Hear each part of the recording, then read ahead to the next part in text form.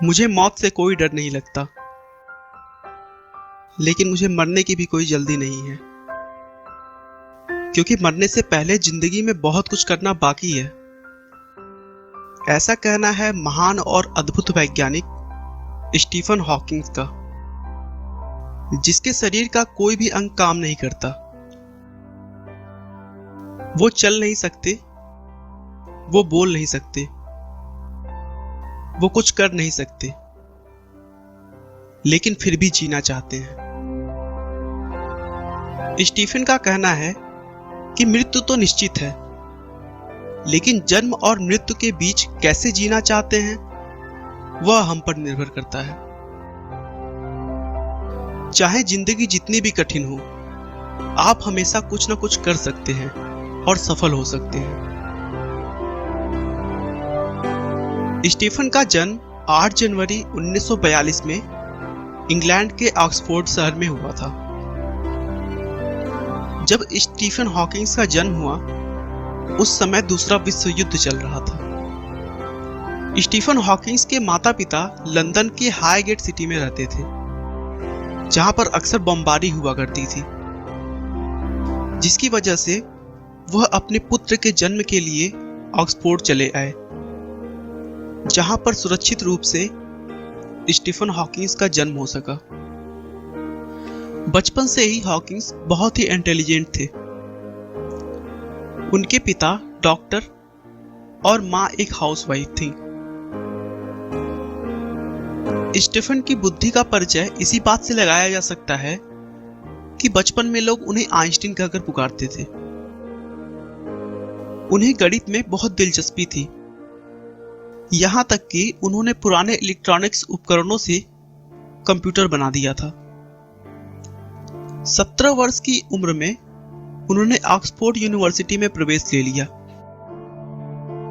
Oxford में पढ़ाई के दौरान उन्हें अपने दैनिक कार्यों को करने में थोड़ी दिक्कत आने लगी थी। एक बार स्टीफन छुट्टियां मनाने के लिए अपने घर पर आए हुए थे, तभी सीढ़ियों से उतरते समय वो बेहोश हो गए और नीचे गिर गए। शुरू में तो सभी ने कमजोरी मात्र समझकर ज्यादा ध्यान नहीं दिया, लेकिन बार बार इसी तरह के बहुत से अलग अलग प्रॉब्लम्स होने के बाद जांच करवाया तो पता चला कि उन्हें कभी न ठीक होने वाली बीमारी है, जिसका नाम न्यूरॉन मोर्टार डिसीज था। इस बीमारी में मांसपेशियों को नियंत्रित करने वाली सारी नसें धीरे धीरे काम करना बंद कर देती हैं, जिससे शरीर अपंग हो जाता है और पूरे अंग काम करना बंद कर देते हैं। डॉक्टर का कहना था कि स्टीफन अब सिर्फ 2 वर्ष और जी सकते हैं, क्योंकि अगले 2 सालों में उनका पूरा शरीर धीरे धीरे काम करना बंद कर देगा। स्टीफन को भी इस बात से बड़ा सदमा लगा, लेकिन उन्होंने कहा कि मैं ऐसे नहीं मर सकता, मुझे जीवन में बहुत कुछ करना तो अभी बाकी है।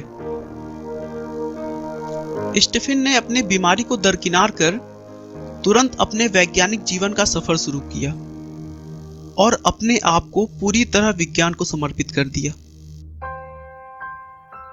धीरे धीरे उनकी ख्याति पूरी दुनिया में फैलने लगी।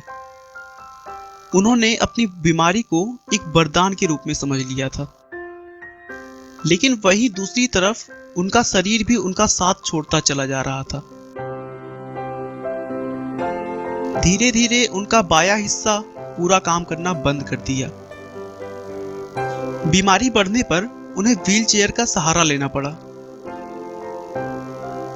उनकी ये चेयर एक कंप्यूटर के साथ बनी है, जो उनके सर, उनकी आंखों और उनके हाथों के कंपन से पता लगा लेती है कि वो क्या बोलना चाह रहे हैं। धीरे धीरे स्टीफन का पूरा शरीर काम करना बंद कर दिया था, लेकिन उस बीमारी में एक प्लस पॉइंट भी था कि इस बीमारी से स्टीफन सिर्फ शारीरिक रूप से अपंग हो रहे थे, ना कि मानसिक रूप से। उसके बाद लोग यूं ही देखते चले गए और हॉकिंग्स मौत को मात पे मात दे रहे थे। उन्होंने ब्लैक होल का कॉन्सेप्ट और हॉकिंग रेडिएशन का महान विचार दुनिया को दिया। उन्होंने अपने विचारों को और सरल भाषा में समझाने के लिए एक किताब लिखी, a brief history of time, जिसने दुनिया भर के विज्ञान जगत में तहलका मचा दिया। दोस्तों, स्टीफन हॉकिंग्स एक ऐसा नाम है जिन्होंने शारीरिक रूप से विकलांग होने के बावजूद अपने आत्मविश्वास के बल पर विश्व का सबसे अनूठा वैज्ञानिक बनकर दिखाया है, जो विश्व में न केवल अद्भुत लोगों बल्कि सामान्य लोगों के लिए प्रेरणा बने हैं। आपका बहुमूल्य समय देने के लिए बहुत बहुत धन्यवाद। इस वीडियो को लाइक करके आप हमारा मनोबल बढ़ा सकते हैं।